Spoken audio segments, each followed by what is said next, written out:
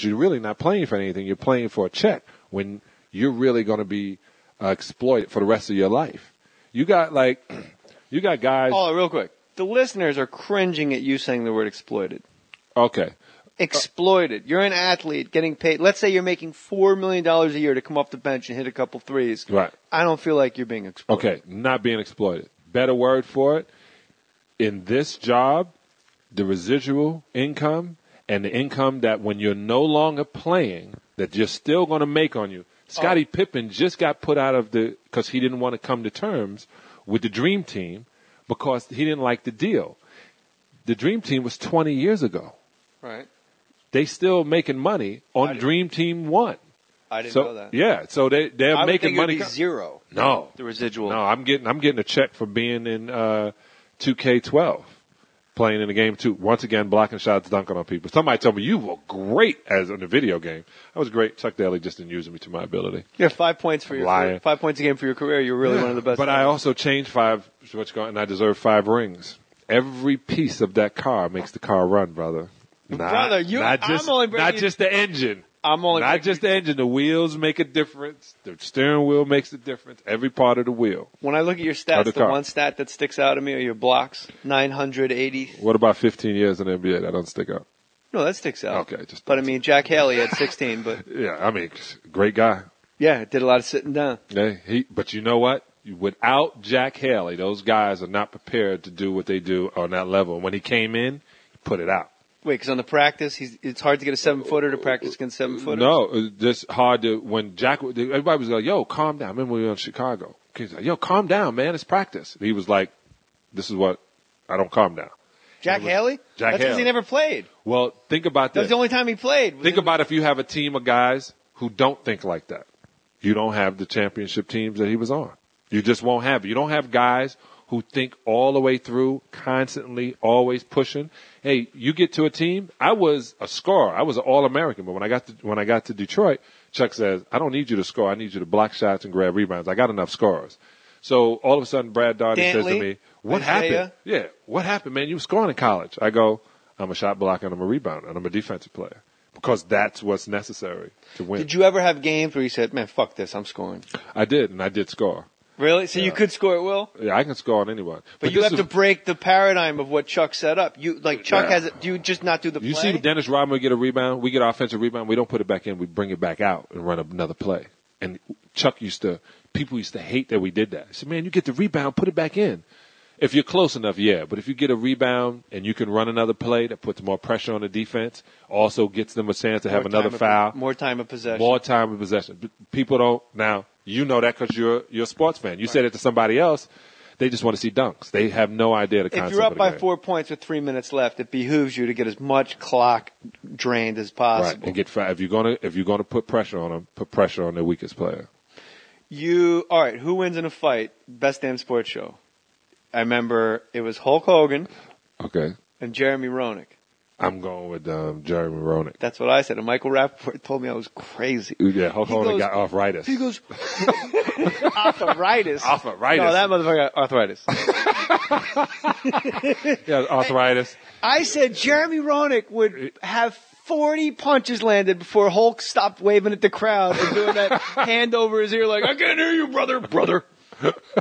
Thank you. And Michael Rappaport goes, he's got 36-inch pythons, dude.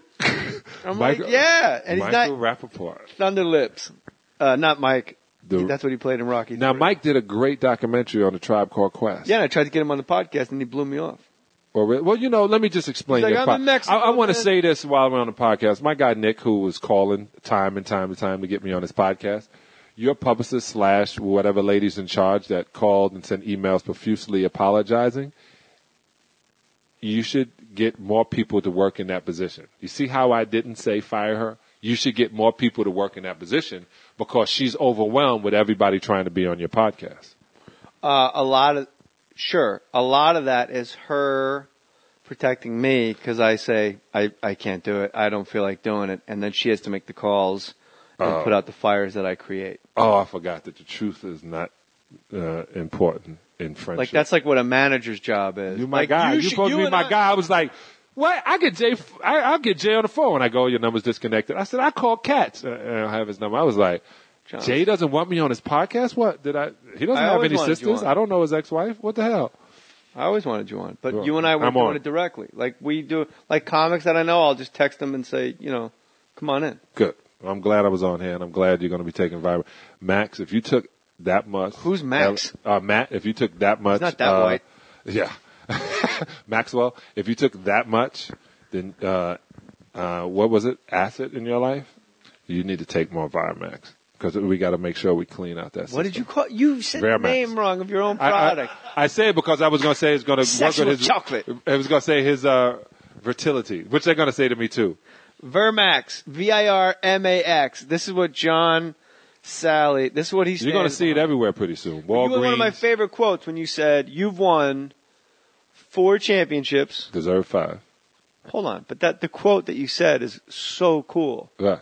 You've won 4 championships in 3 decades. What 2 is it? different millenniums. Say the whole thing for me. I won 4 championships, 3 decades, 2 millenniums. You can't say millennium.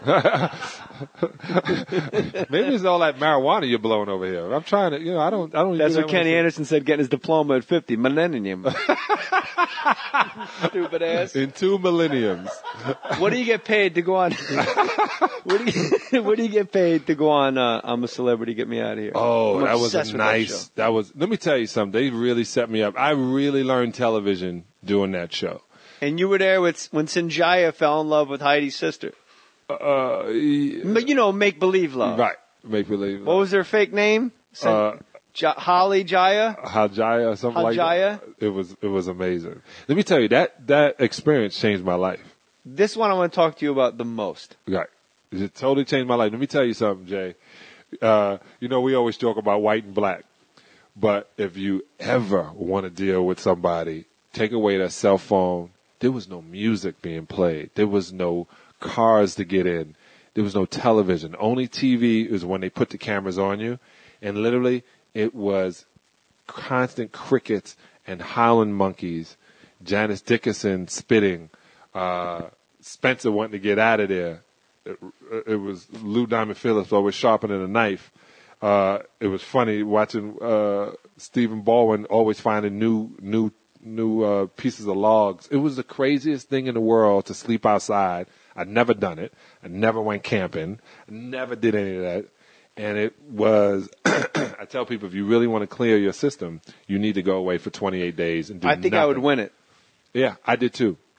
You took 3rd place. You came close, but it comes down to votes. Right, but I think I have more votes. What do you think? They lied to you? Of course, they lied to me about a bunch of things. Tori Wilson's a WWF person. Yeah, I know. She should have got it. WWE person. You can't outvote a WWE person. Yeah, Tori is a joint. And you were friends with Patty Blagojevich? Yeah, I still talk to her every once in a while. Did you hit text. That? No. I was kidding. No. You were so sweet to her. Yeah. You guys were such uncommon friends. Right. And it showed a side of you that I've always known. Right. Like John's one of the cool, you're a real sweet guy. Yeah. And she was going through that stuff. Her husband is now in jail, in Fed. Did you see the show Boss? Have you seen Boss on Stars? You got to see Boss, dog. Right. I'm telling you. Well, Kelsey Grammer. Well, he plays the mayor of Chicago. And if the way that Kelsey Grammer is playing the mayor of Chicago, if that's the way it is being mayor of Chicago, man, that's a tough gig. And Heidi Montag was there? Yeah. Did you hit that? No. Spencer was there. Spencer and Heidi. Did you hit Spencer? Smartest guy. Spencer, did you hit that? No, I wouldn't hit it. Hit Spencer, you wouldn't hit? No. Why is he the smartest guy? One of the smartest kids I've ever met in television. He knew smart in television or smart in real life? In television. I think I think they realized he was smart and why his career is staggering or nowhere right now. It's because he literally knew what he was doing. I said, how'd you get on the hills? He said, I found out where they were. I saw it on TV. I found out where they were shooting. And I just was there a lot. Next thing you know, I was talking to Heidi. I was on the show. I was a piece of the show. Now I'm the major part of the show. Like, he literally was like, I'm getting on this show. He made the Kings of Malibu. Remember that? That's his idea. So this young cat bringing in reality shows and then becoming a reality, he was the reality bad guy. Scott now and the Kardashians is the new Spencer. You got to have a bad guy. And he Yeah. said, I'm going to be the best bad guy I can possibly be. Is he a bad guy in real life? I didn't think so.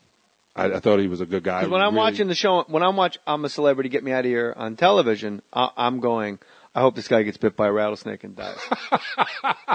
He likes being the bad guy. But I told him. But I mean, that you can't convey that to me unless you're behaving like a bad guy on my television Right. set. But let me tell you where they got him. I don't think he thought it all the way through because he was joining the reason they were on is MTV did a job with NBC. And so they would cross, what's that called? They join forces, They join forces, but when you, cross-pollinate. that's what some people would call it. Well, anyway, MTV now is what NBC. When you figure out what you want to call it, I'll we'll get dump it in later as All a right, sound we'll dump it in. We'll hook it up. But this is what he didn't Cross-promote. realize. On the hills, Cross-promote. he can only be judged after. And you had to deal with it because it was coming on the next week. On this show, they can vote him off and leave his wife there. And they were going to separate him. And I think he realized that he had no power because if they vote him off, you got to walk that bridge and it's over. So he took his wife and he's like, we're a couple. We're not going to be judged by anybody else. I think he worked it. What was the hardest part? I guess, all right, so you're a vegan, so the diet change probably wasn't that drastic for you. Right? Would you agree? Yeah, and I did all the cooking because I didn't want to clean the commode. And as Janice Dickinson, I've met her in real life, and she was absolutely insane when I met her. Like, she was she was very nice to me and very nice to my wife. Made it very clear she wanted to take the two of us home and lick us all over. In a restaurant. Who hasn't said that to you? Loud.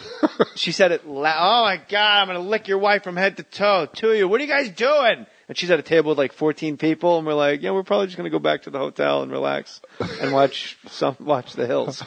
Like, we're pretty square. But she was a hot mess.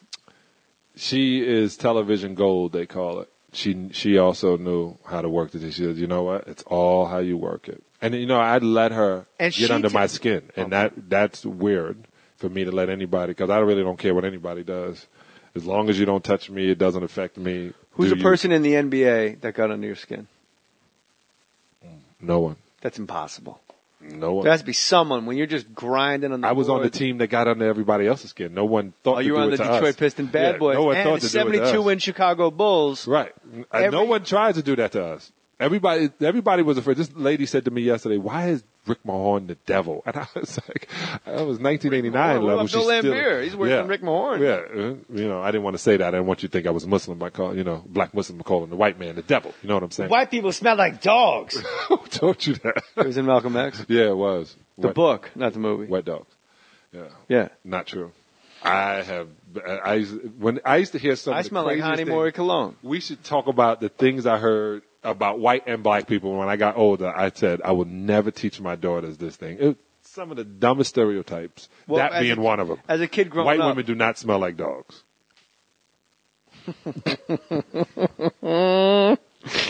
what were some like that were taught to you? Oh my God. Like when you got in the league, Dennis Rodman's like, "Hey, all right, so we got to talk to Rod. Before we leave, at the end, we'll talk about Rodman." No? We don't need to. Do they call him the worm because he got a real skinny dick? I have no idea. Yes, you do. You're lying to me. You saw him in the shower? Never did shower looks. What basketball player had the biggest dick you ever saw? Besides myself, I only saw myself because I'm not. There's got to be one guy you walk in, you go, "Oh my God!" Technical foul. No, let me tell you, this sounds crazy, but I wasn't into that shower, have a conversation like you see in the movies. Hold on. That's on my technical foul joke. I'm not a penis watcher. Not my style. I'm a big penis watcher. Yeah, not my style. Not my style. I got enough. I'm good. So there's no one in the NBA that really got under your skin where you're like, this motherfucker. No. Bill Laimbeer, first 3 years. On your team? Yeah, well, he didn't like me. Why? Because he's Bill Laimbeer. He don't like He anybody. didn't like anybody. That's just the way it was. But he thanked me. We won the championship in '89. He goes, before I get inebriated, I want to say thank you for putting up with all the bullshit and doing what we needed. And this is why, because we're at this point. That's what all that hard work for and me always being on you was about. So we didn't have time to relax. And I was like, all right, cool. I asked this question to Sean Jones, former defensive end of the Raiders, Packers. I asked him this on NFL This Morning about football. I'll ask you, what percentage of guys getting checks in the NBA have no business being in the NBA? Oh, my God. It's a good question. Well, that's a great question. Oh, okay. Honest. Right. I don't lie. I stopped lying at 42. Right now, in today's NBA, you know what? Here's a better question. What percentage of starting fives have no business being in starting five? That's probably a much lower number. In the NBA now. Yeah. Okay. Now, this is an honest answer. And you know what? What's better? You can do starting five. You can do both. How long is this question? Welcome to Mohr Stories, where Jay Mohr never stops interrupting. All right. This is the question. I'm going to say this, and you're going to disagree with me.